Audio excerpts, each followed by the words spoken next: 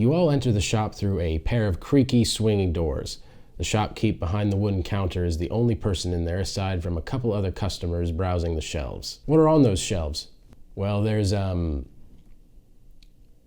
are you looking for? Something special and rare, or if they have weapons, something special and rare that does a lot of damage. Or if they have healing items, something special and rare that also can heal me up really quick. Well, I'm willing to bet this has happened to many groups out there. Shops are one of those things in D&D that are basically essential to most worlds and campaigns, but there aren't a lot of concrete ways to run them, much less fun or engaging ways. It usually boils down to the players buying generic items with the crafty or cunning player rolling for charisma to get access to more secretive purchases. A fantasy-themed concession stand, if you will. There are definitely a few quick methods to fix this, as well as some not-so-quick ones, but if running better shops is something you're looking for, stick around for today's video.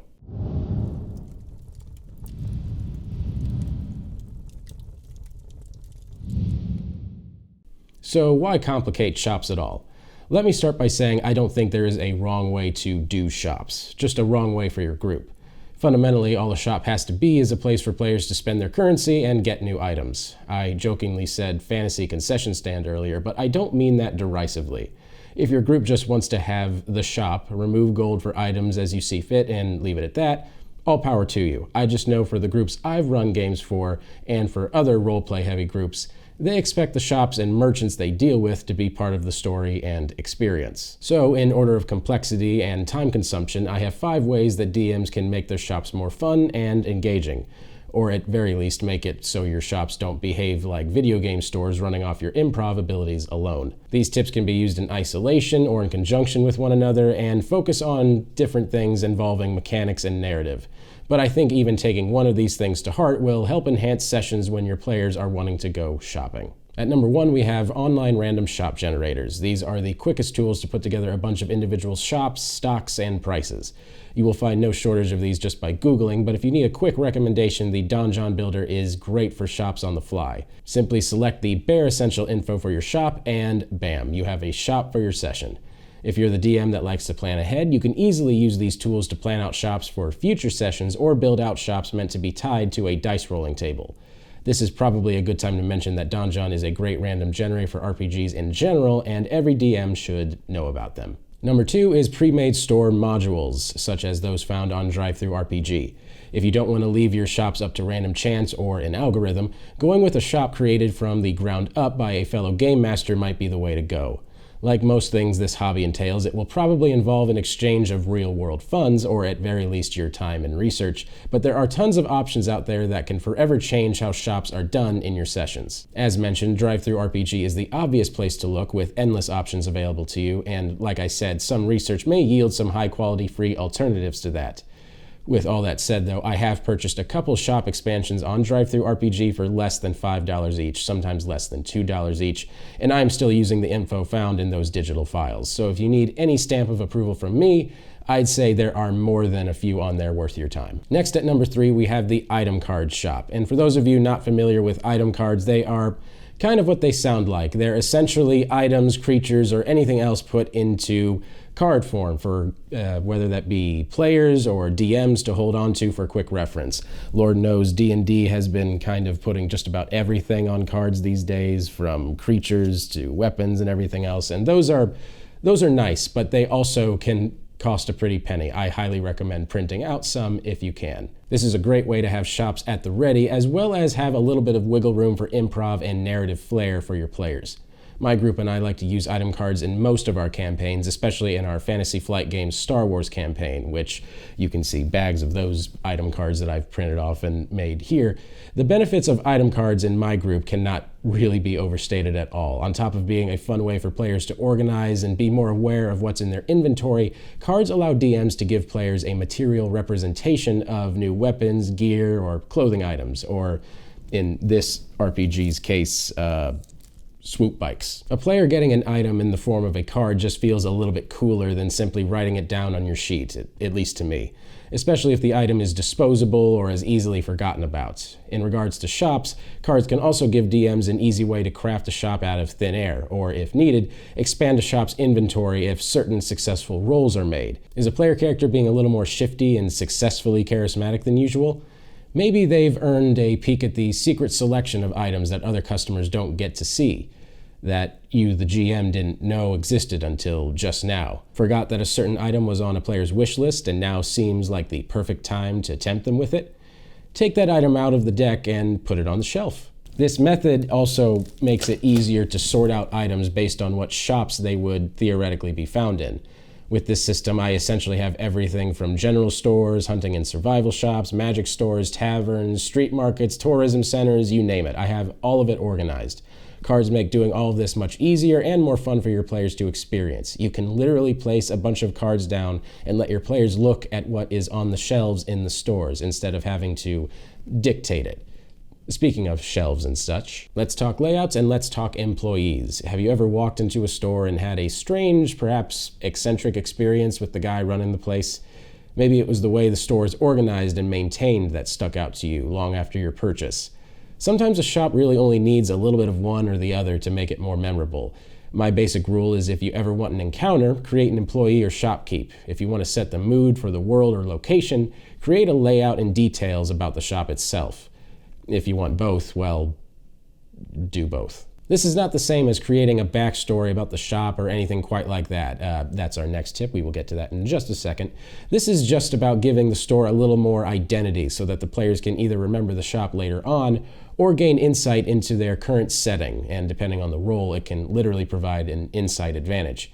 A prime example of this, which I believe most of you watching will understand, is the merchant in Resident Evil 4. Would buying things in that game have been nearly as memorable if you didn't have a shifty Cockney man greeting you with a strangely upbeat attitude and a "What are you buying?" Mick and Ralph's from Fallout New Vegas, Roden from Bayonetta, Rin from Final Fantasy X, Tanilla from Skyrim, Large Luigi from Spelljammer. You got a lot to work with here in terms of inspiration. There's tons of great influences to derive from when throwing together your shopkeeper NPCs. The running through line with the merchants I just listed is that their inventory, and how they present it to the player, acts as a narrative extension of their characters, their place of business often included. If you want to make the shop an immersive place without running the risk of your players getting into a drawn-out conversation with the devilishly charismatic shopkeep, creating a unique layout and atmosphere will do the trick just fine. Best part, you don't need to be nearly as in-depth with this as you would an NPC. Even this map layout can provide the players with a sense of space and organization. This layout, by the way, belongs to a magical florist market that my girlfriend designed for a campaign she DM'd. While the layout is simple, it went a long way in creating the energetic stock market-esque space she was going for.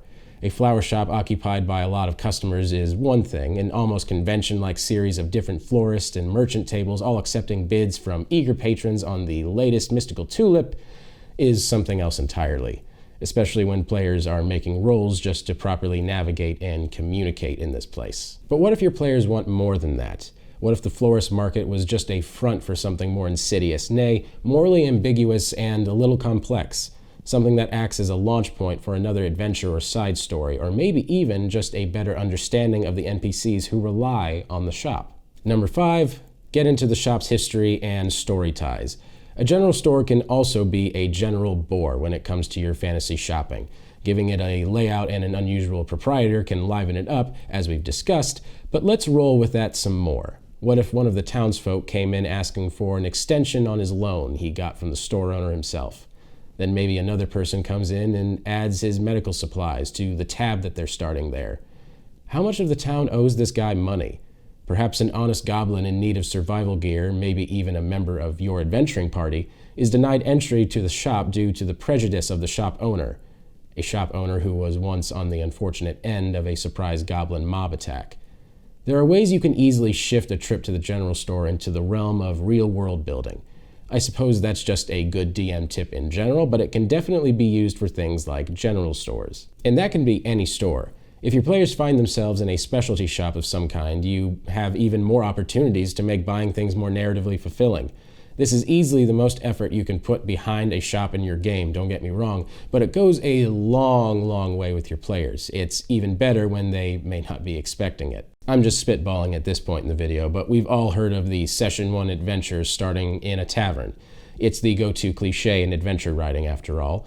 Why not tip that on its head and have the players start their adventure by buying some gear? It's the same general idea as the tavern, but it leaves you with more interesting options than getting in a drunken brawl or talking to the mysterious hooded figure sitting alone in the corner. You know, we've all been here. No offense to any DMs out there running the tavern session for a new group or something like that. This is not about you. Starting in the adventurer's shop, introduce the players to a bulletin of different tasks, jobs, and calls to action that might shape what gear they want. Maybe have them run into potential recurring characters that have similar but more mischievous goals. The shop can be more than a place of business in this instance. It can be a social hub for a community of adventurers of all shapes, sizes, and backgrounds. Maybe you're starting in a magic store though. In this case, you can describe the different wings of the store and how the high price items are protected. The library of scrolls and books safely kept away from the alchemist station and the racks of potion vials. Set up potential magic items for the players to come back and buy at some point, or maybe come back after hours, if you know what I mean. Find out what hidden treasures the shop owner is in search of and willing to pay top dollar for.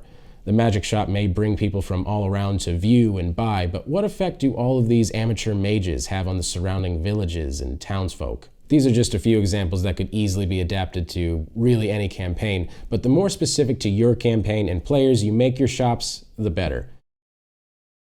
I feel like I should reiterate that I don't see anything wrong with keeping your shops or the act of shopping simple in your RPG sessions. Some would say it could get in the way of their group from fully enjoying the session. What I think shops do for me and my group, though, is add immersion where one wouldn't expect to find it. They remind players that story, mechanical benefit, and intrigue can be found in any corner of the world that they are willing to explore. Or at very least, they're just a wonderfully described setting for the face of the party to try and schmooze their way into a discounted price. Thank you guys so much for watching. I really appreciate it. Be sure to like and subscribe because we put out new content like this all the time. If you want to see other stuff that we've been working on, we have put out a book of strange magical items called Andrar's Vault, which is full of stuff that we believe caters to classes and play styles that don't get enough attention from other supplements. And if you or some of your other players in your group have great ideas on how to improve shops in D&D or other RPGs, I would love to hear about your guys' tips down in the comments. Thanks again for watching. My name is Patrick Ferguson from Skull Splitter Dice, and until next time, farewell.